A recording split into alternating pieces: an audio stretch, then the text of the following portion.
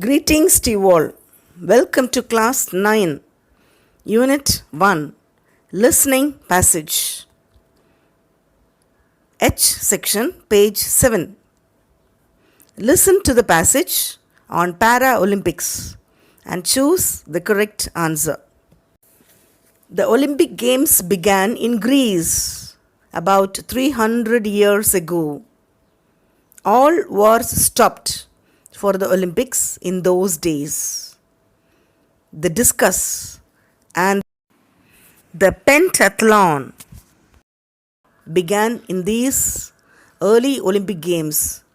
In 394, the Romans stopped the Greek Olympic Games because they didn't like them.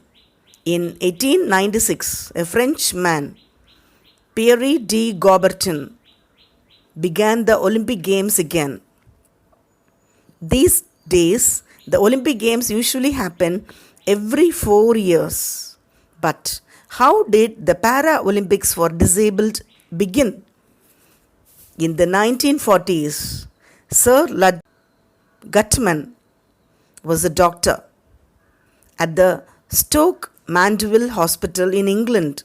At the hospital, there were many disabled soldiers from World War II, and Guttmann wanted these soldiers to get better by doing sports. The Paralympics are younger than the Olympics, but they are getting bigger all the time. The first true Paralympic Games happened in Rome in 1960. 400 disabled athletes from 23 different countries came to these games. At the being Paralympics in 2008, there were 4,000 disabled athletes from 144 countries. These days, there are Paralympic Games every 4 years. And because it is easier for Paralympic athletes to stay in Olympic hotels and to run in Olympic stadiums, the Paralympics usually happen in the Olympic cities. 2. Think of swimming with only one leg against people with 2 legs. Think of running with artificial legs. Think of playing basketball in a wheelchair. Disabled people can do some wonderful things. Now, children, you have listened to the passage. Now, choose the correct answer. Fill in the blanks. First, the Paralympic Games are for dash. Option A, children. Option B, disabled people. Option C, women. Question 2. The Paralympic Games usually happen dash. Option A, Greece. Option B, every 4 years. Option C, after the Olympic Games. Question 3. The first true Paralympic Games happened in Rome in dash.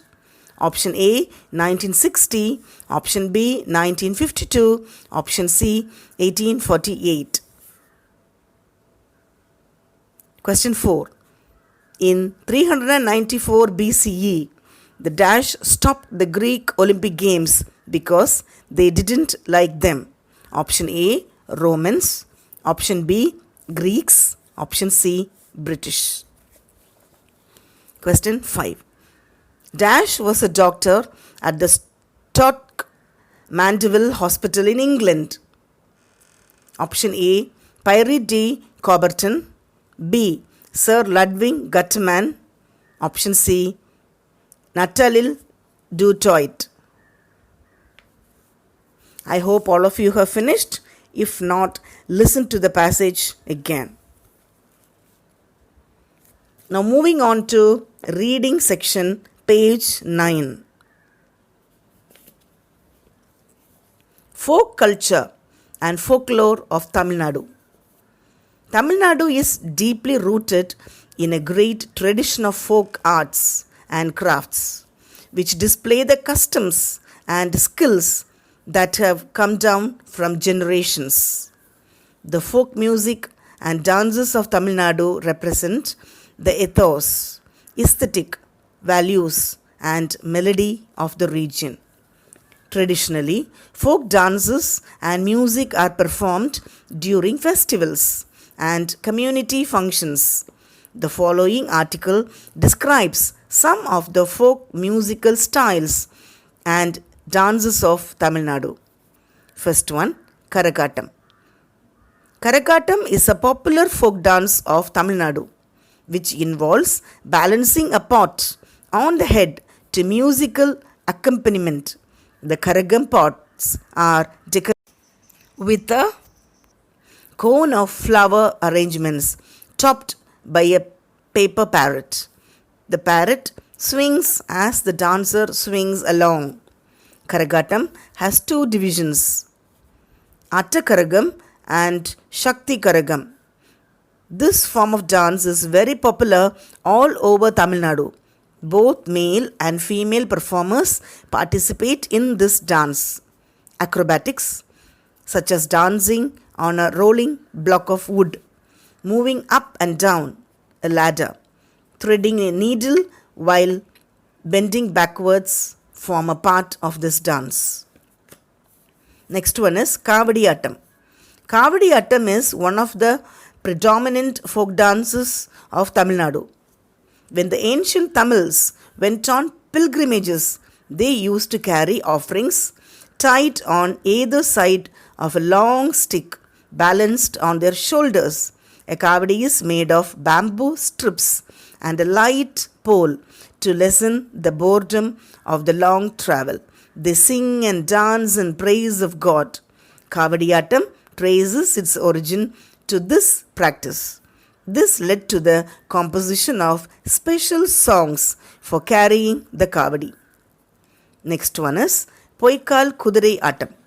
Poikal Kudirai Attam is a dance in which the dancer puts on the dummy figure of a horse on his or her hips. This folk dance needs a lot of training and skill. The dummy is made of lightweight materials and the cloth at the sides of the dummy swings to and fro, covering the legs of the dancer, who dons wooden legs so that they look like the hooves of the horse. While performing, the dancer brandishes either a sword or a whip. Next one is Parayattam.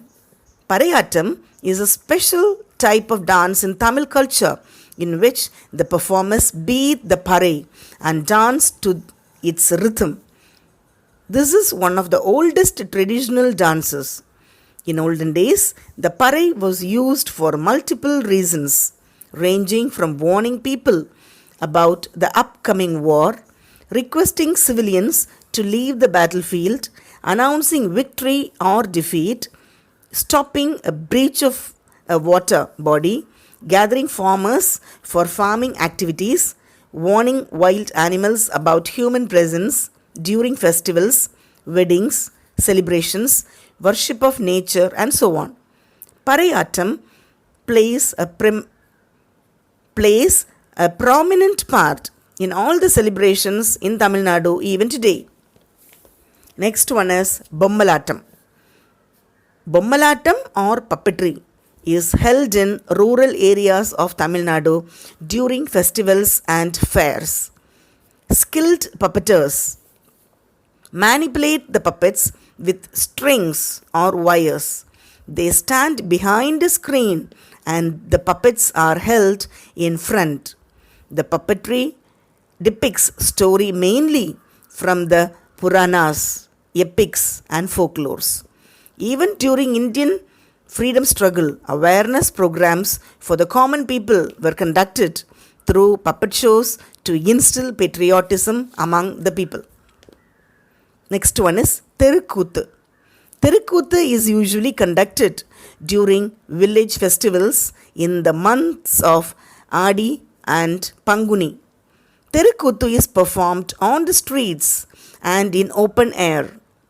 In this dance form, makeup and costumes are considered very important. The performance involves storytelling, songs, dance, and dialogue, rendering. The performances are based on stories from Puranas, Ramayana, Mahabharata, and the local folklore. Next one is Silambatam. Silambatam is a martial art form practiced from the days of the Tamil kings. It has metamorphosed into a non-violent form of folk dance, adding stepping styles into the dance to the measure of time. This martial art form also teaches the performer the methods of self. Here there is another information. Do you know Silambam was banned in Tamil Nadu during the British rule? Britishers viewed this martial art as a potential threat in the face of revolts. Hearty thanks to all the subscribers and viewers. I owe a lot to you.